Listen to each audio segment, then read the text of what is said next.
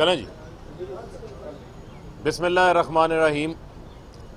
जैसा कि आपके इल्म में है कि PMLN और पीपल्स पार्टी की फ़ॉरेन फंडिंग का जो केस है वो पिछले 5 साल से जो है वो इलेक्शन कमीशन के सामने ज़ेर समाअत है और इलेक्शन कमीशन ने अपने एक ऑर्डर के तहत इनके जो बैंकों के खाते हैं, जो गोशवारे इन्होंने जमा करवाए, उसकी जांच पड़ताल के लिए एक स्क्रूटनी कमेटी बना रखी है। उस स्क्रूटनी कमेटी के कई बार जो है वो मुतअद्दिद अजलास जो है वो हो चुके हैं और पीपल्स पार्टी ने पीपल्स पार्टी USA के नाम से LLC बना रखी है।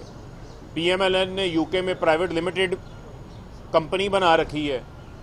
USA के अंदर भी इनकी लिमिटेड लाइबिलिटी कंपनी है, LLC है। और ये भी सबके इल्म में है कि बेनज़ीर भुट्टो शहीद की किताब में नवाज शरीफ के ऊपर उसामा बिन लादेन से पैसे लेकर उनकी हुकूमत गिराने के हवाले से लिखा हुआ है। इनकी तारीख है कि ये जहाँ से भी पैसा आता था, क्योंकि पैसे के पुजारी थे, जहाँ से भी पैसा आता था उस पैसे को बाखुशी जो है वो वसूल करते थे और इनके अकाउंट्स के अंदर 5-5 करोड़, 10-10 करोड़, 15-15 करोड़ की जो बड़ी बड़ी मोटी मोटी रकूम है, उन रकूम का आज तक इन्होंने कोई हिसाब जो है वो स्क्रूटनी कमेटी के सामने नहीं रखा, जिसमें ये मालूम पड़ सके कि ये पैसे जमा करवाने वाले कौन से ऐसे लोग हैं जिन्होंने इनके पास पैसे जमा करवाए हैं। और ये सुप्रीम कोर्ट का फैसले की रोशनी में मैं समझता हूँ कि जो हनीफ अब्बासी केस में आया था कि इलेक्शन कमीशन को डायरेक्शन दी गई थी कि उनकी ये ड्यूटी है, जिम्मेदारी है कि उन्होंने तमाम पार्टीज़ की खातों की जांच पड़ताल करनी है। और इलेक्शन कमीशन ने अकबर एस बाबर को ये डिसीजन दिया था कि वो PTI के जो अकाउंट्स जमा करवाए गए हैं उन अकाउंट्स को इलेक्शन कमीशन के अंदर बैठकर चार्टर्ड अकाउंटेंट, फाइनेंशियल एनालिस्ट को साथ बैठ के उन अकाउंट्स को देख सकता है। तो हमने भी वही पटिशन जो है वो इलेक्शन कमीशन के सामने जमा करवाई, क्योंकि ये 3 केस PTI, PMLN और पीपल्स पार्टी का साथ साथ चल रहे हैं और एक ही स्क्रूटनी कमेटी उनकी स्क्रूटनी कर रही है। और उसी कानून के तहत जो पॉलिटिकल पार्टीज ऑर्डर 2002 के कवानीन के तहत 2013, 2014, 2015 के इनके अकाउंट्स की स्क्रूटनी हो रही है। तो हमने भी वही अदालत से हुक्मनामा की दरख्वास्त की है कि हमें भी PMLN और पीपल्स पार्टी के जो कवानीन हैं, जो इनके कवानीन, इन पर भी वही लागू होते हैं, इन पर भी वही अप्रोच लागू होती है। तो हमें भी इनके अकाउंट्स जो हैं वो देखने की इजाज़त जो है वो फराहम की जाए। लेकिन PMLN उसी तरीके का जो अपना रवैया है उसे इख्तियार किए हुए है और आज उन्होंने ये एक जवाब जो है वो जमा करवा दिया है कि हम PTI को, यानी कि हम PTI की तर्ज के ऊपर जो फैसला आया है अकबर एस बाबर को अकाउंट्स देखने के हवाले से, हम जो है वो दरख्वास्त गुजार, नून लीग कह रही है कि हम दरख्वास्त गुजार को, उनके वकील को, उनके चार्टर्ड अकाउंटेंट को, फाइनेंशियल एनालिस्ट को अपने अकाउंट्स दिखाने को ही तैयार नहीं है। पीपल्स पार्टी अपने अकाउंट्स दिखाने को तैयार नहीं है। यानी एक तरफ से जो है वो चोर हैं, दूसरी तरफ से चतर भी हैं, यानी कि चोरियां भी और साथ साथ चलाकियां भी करने की कोशिश करते हैं। दुम दबा के भागे हुए हैं, ना उनके ज़राए बता रहे हैं। हम कह रहे हैं वो बताएं कि ये कौन से हजूर वो ज़राए हैं, वही ज़राए दिखा दें जिन ज़रायों का एक बार नाहल नवाज शरीफ ने जिक्र किया था। हजूर ये हैं वो ज़राए जिन ज़रायों से लंदन की प्रॉपर्टियाँ ख़रीदी गई। वो कतरी खाती ले आएँ। अगर आपके पास किसी किस्म का कोई सबूत जो है वो दिखाने के लिए, सोर्स डिक्लेयर करने के लिए आपके पास मौजूद नहीं है, तो मैं ये समझता हूँ कि हम ये उम्मीद करते हैं इलेक्शन कमीशन से कि वो कानून के ऊपर अमल दरामद करवाते हुए इस केस के अंदर भी वही आर्डर करेंगे जिसमें हमें इनके अकाउंट्स को, हमारे चार्टर्ड अकाउंट और फाइनेंशियल एनालिस्ट को देखने के लिए जो है वो एक्सेस फराहम की जाएगी। पीपल्स पार्टी भी अपने अकाउंट्स दिखाने को तैयार नहीं है। उसकी वजह यह है कि जो स्टेट बैंक से रिकॉर्ड आया है उसमें से 7 अकाउंट्स एक जमात के जाली निकल आए हैं, जो इन्होंने छुपाए हुए हैं, जो इलेक्शन कमीशन के गोशवारों में जमा नहीं करवाए। 12 अकाउंट्स जो हैं वो दूसरी जमात के निकल आए हैं, जो इन्होंने छुपाए हुए हैं, जिनके अंदर करोड़ों अरबों रुपए की जो है वो ट्रांजैक्शंस की गई हैं। तो लिहाजा मैं समझता हूं कि अब जो पार्टियों के खाते हैं, इन खातों में ट्रांसपेरेंसी, शफाफियत लाना भी बड़ी इंपॉर्टेंट है, क्योंकि PMLN के इसी तरह के केसेस चल रहे हैं कि इन्होंने अपने मुलाजमों के अकाउंट्स में टीटियां मंगवाई हुई हैं। आसिफ अली जरदारी ने पापड़ों वालों के अकाउंट्स के अंदर, फलूदे वाले के अकाउंट्स के अंदर जाली अकाउंट्स बना के पैसे लगवाए हुए हैं और पैसा को वाइट किया इन लोगों ने। इन्होंने अपने चाय पिलाने वाले वो लोग जो इनके महकमों में 15-15, 20-20 हज़ार की शुगर मिलों में काम करने वाले लोग हैं, उनके अकाउंट्स में अरबों रुपए की ट्रांजैक्शन की हुई है। तो इन्होंने अपनी पार्टी अकाउंट्स को भी पैसे को, वो पैसा जो ममनुआ ज़राए से आया हुआ है, उस पैसे को भी इन्होंने अपनी पार्टी अकाउंट्स के अंदर वसूल किया हुआ है। तो लिहाजा इसकी मैं समझता हूँ जो तय है उस तक पहुँचना जो है वह बड़ा ज़रूरी है, और ये इलेक्शन कमीशन की भी जिम्मेदारी है कि वो कानून के ऊपर अमल दरामद करें और एक जैसा ही ऑर्डर जो है वो होना चाहिए। अगर हम 40,000 डोनर्स का रिकॉर्ड जमा करवा सकते हैं, 16 वॉल्यूम हमने रिकॉर्ड के जो है वो जमा करवाए हैं, PMLN ने और पीपल्स पार्टी ने तो 16 सफ़े रिकॉर्ड के नहीं जमा करवाए। तो लिहाजा अब इनकी ये चलाकियाँ नहीं चलेंगी।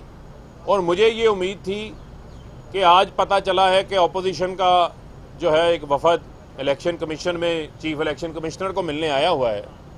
चले, इन्हें भी इलेक्शन कमीशन की याद आ गई, अच्छी बात है। मैं तो ये उम्मीद कर रहा था कि ये अपने केस में आएंगे और ये PMLN भी कहेगी कि ये जनाब सबूतों का ढेर है हमारे पास, ये हमारे पास डॉक्यूमेंट्स हैं, ज़राए हैं, ये हमारा जो फॉरेन फंडिंग का केस है उसकी हम जस्टिफिकेशन के लिए लेकर आए हैं। पीपल्स पार्टी से भी मुझे यही उम्मीद थी, लेकिन अफसोस कि वही 4 साला जो इनका ये बयानिया है कि हमारे पास कोई रिकॉर्ड नहीं है, कोई ज़राए जमा करवाने को नहीं है, वो ये शो कर रहे हैं। और मैं ये समझता हूँ कि वो ठप्पा माफिया जो इस मुल्क में चाहता है कि इंतखाबात जो हैं वो साफ शफाफ ना हो, वो EVM की मुखालफत कर रहा है। और वही लोग हमेशा जो हैं वो धांधली की पैदावार रहे हैं, वही लोग हमेशा जो है वो धांधली के बेनिफिशरी रहे हैं। और जो मेन ऑब्जेक्टिव है, इलेक्शन कमीशन आईनी इदारा है, आईनी इदारे का एहतराम जो है वो अपनी जगह के ऊपर मौजूद है, और पाकिस्तान के आइन के अंदर मौजूद हर इदारे का अपना अपना एहतराम है। लेकिन इलेक्शन कमीशन की जिम्मेदारी भी आइन के आर्टिकल 218 के अंदर बड़ी वादे लिखी हुई है कि आपने साफ और शफाफ इंतखाबात करवाने हैं।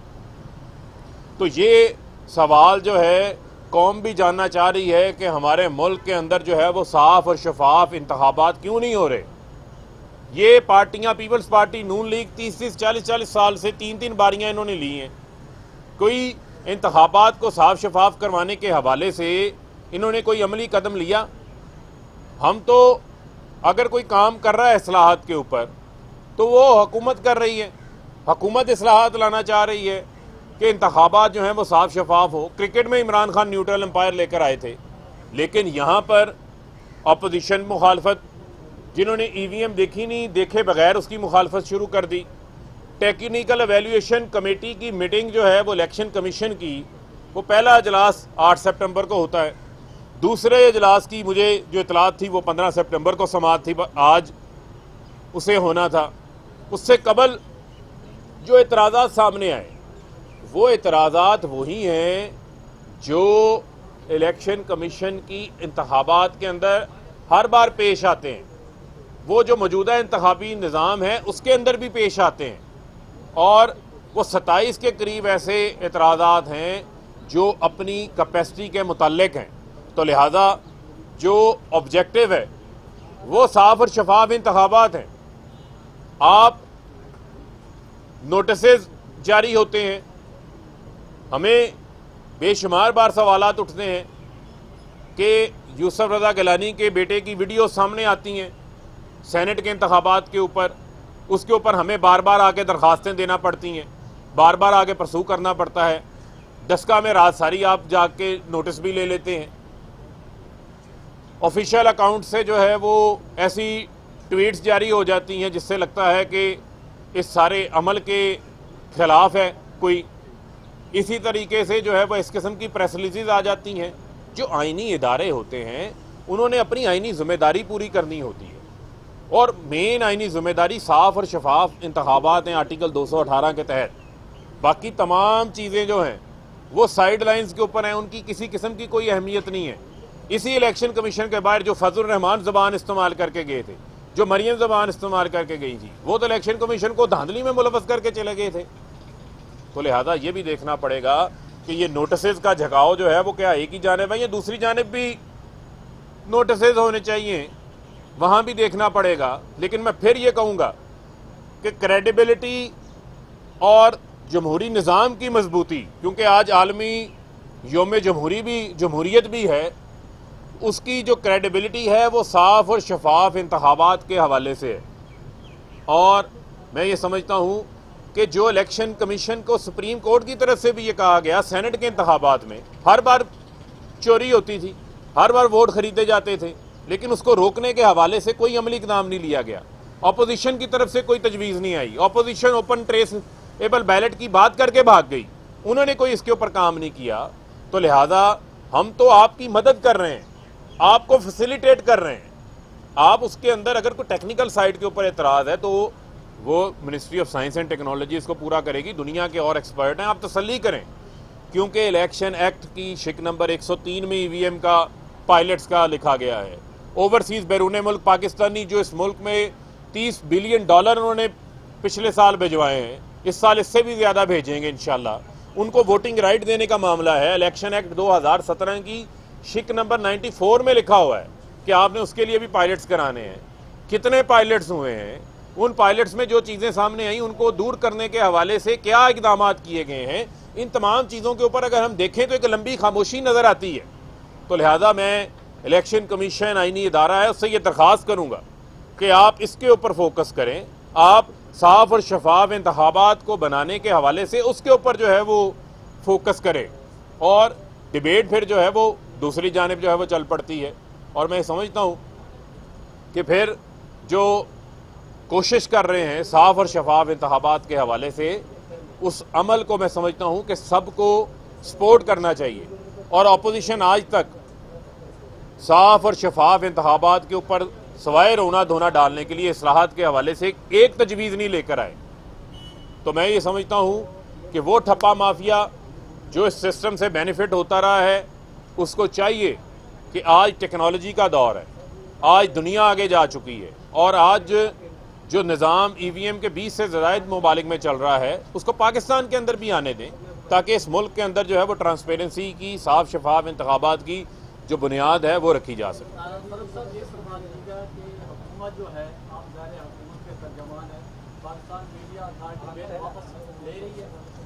देखें, पाकिस्तान मीडिया डेवलपमेंट जो अथॉरिटी है ये किसी की ज़ात का मसला नहीं है।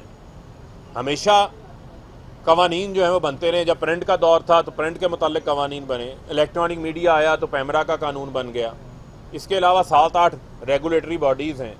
अगर अखबार एक चैनल, एक मालिक का अखबार था, जब इलेक्ट्रॉनिक का ज़माना आया उन्होंने इलेक्ट्रॉनिक मीडिया भी बना लिया, जब डिजिटल का ज़माना आया उन्होंने डिजिटल प्लेटफॉर्म्स भी बना लिए। लेकिन जब हम कहते हैं कि आपने कन्वर्जन कर ली, प्रिंट भी बना लिया, इलेक्ट्रॉनिक भी बना ली, डिजिटल मीडिया भी बना लिया, तो जब हम रेगुलेशन की 7-8 कवानीन को इकट्ठा करके एक कानून बनाना चाहते हैं तो उसके ऊपर क्यों एतराज़ है। दूसरी बुनियादी चीज़ वो है, ये जो मेरे कैमरामैन खड़े हैं, जो यहाँ पर मेरे रिपोर्टर भाई खड़े हैं, जो मेरे मीडिया वर्कर्स खड़े हैं, जो यहाँ NLEs हैं, जो टेक्नीशियंस हैं, DSNGs ड्राइवर्स हैं, जो मीडिया वर्कर्स हैं, जो नॉन जर्नलिस्ट स्टाफ भी है। प्रिंट मीडिया के लिए एक ITNE का फॉरम है, ITNE में 10,500 दरखास्तें पड़ी हुई हैं। इलेक्ट्रॉनिक मीडिया के सहाफ़ी के लिए अपनी कॉन्ट्रैक्ट इन्फोर्समेंट सैलरीज लेने के लिए कोई फॉरम ही नहीं है जहाँ जाके वो दरख्वास्त दे सकें। तो जो मीडिया कमीशन लेकर जा रहे हैं उसमें 21 दिन के अंदर ये फैसला होगा और उनकी कॉन्ट्रैक्ट इन्फोर्समेंट भी होगी उनकी तनख्वाहों का मसला भी जो है वो हल होगा, क्योंकि हमसे ऐड तो लेते हैं, हमने ड्यूज़ भी सबके क्लियर किए हैं। तो लिहाजा ये मीडिया की डेवलपमेंट के मुतालिक है, किसी किस्म की जो है वो कदगन के मुतालिक नहीं। आज सब कमेटी का इजलास है, वहाँ हम जाएंगे। तजावीज़ अगर किसी के पास इस हवाले से मुस्बत हैं वो लेकर आएँ। ये बताइएगा कि फेक न्यूज़ का वो जिक्र हो रहा है, जो मिसालें दी जाती हैं वो सारी सोशल मीडिया की, टीवी की नहीं है। और अगर कोई एक वजीर काबीना से उठ के दूसरे वजीर के मुतालिक कहते हैं आज उसकी बड़ी बेइज्जती हुई है, और दूसरा जिसके बारे से खबर चलेगी वो इसको फेक न्यूज़ करार देकर ट्रिब्यूनल में ले जाए, तो क्या वजीर की बात पे एतबार करना साहब की गलती है? देखें, दो चीज़ें बुनियादी तौर के ऊपर, एक है मिस इन्फॉर्मेशन और एक है डिस इन्फॉर्मेशन। मिस इन्फॉर्मेशन ये हो सकती है कि आप कोई ऐसी रिपोर्टिंग कर देते हैं जिसके अंदर आपके पास को पूरी इतला मौजूद नहीं है, ऑफकॉम का भी मॉडल आपके पास मौजूद है, उसके ऊपर किसी किस्म की कोई ऐसी कार्रवाई नहीं है, उसके ऊपर तरदीद भी जारी हो सकती है, उसके ऊपर जो है वो मुतलका जो रिपोर्ट करने वाले हैं उनकी तरफ से भी जो है उसकी तस्दीक की जा सकती है। लेकिन एक डिसइंफॉर्मेशन है, डिसइंफॉर्मेशन वो है जो मुल्क को नुकसान पहुंचाती है। डिसइंफॉर्मेशन वो है जो EU डिसइंफॉर्मेशन लैब के अंदर चीज़ें सामने आई, जो भारतीय ANI की एजेंसी जो है वो कहती है पाकिस्तान का GSP प्लस ख़त्म कर दिया गया, वहाँ से खबर आती है, सोशल मीडिया पे कैरी होती है, सोशल मीडिया से कैरी होकर प्रिंट पे पहुँच जाती है, बाज़-औक़ात इलेक्ट्रॉनिक के ऊपर भी पहुँच जाती है। तो मैं ये समझता हूँ कि किसी किस्म की तो रेगुलेशन जो है वो होनी चाहिए। दुनिया में इस किस्म के जो है वो निज़ाम मौजूद हैं और उन पर भी जो है वो बात हो रही है इस हवाले से। अच्छा फारूक हबीब साहब, ये बताइएगा कि बाद इत्तलात आ रही है कि गवर्नमेंट जुम्मा और पीर और सेनेट और कौमी असेंबली में इंतखाबी इस्लाहात वाला बिल जो है वो पेश करने जा रही है। उसके बाद देखें, ये तो अभी देखें आना तो ये जॉइंट सेशन के अंदर है, क्योंकि अब तो उसके अलावा कोई और मैं समझता हूँ कि कानूनी तौर के ऊपर कोई ऐसा ऑप्शन जो है वो अवेलेबल नहीं है। जब सेनेट में 60 दिन से ज़ायद गुजर गए तो उसकी क्या तारीख होगी, कब आएगा, वो हम आपके साथ जो है वो शेयर कर लेंगे आपके साथ। फारूक हबीब साहब, ये बताइएगा जिसमें इसी तरह धरने के अंदर या ओवरऑल मीडिया जो मालकान अपने चैनल के ऊपर एक कंपेन चला रहे हैं हुकूमत के खिलाफ, ये जो बिल है वर्कर के खिलाफ है, मजदूर के खिलाफ है, आप इस हवाले से सोशल कंपेन भी चलाने देखें हमने सबके साथ जो है वो एंगेज किया है।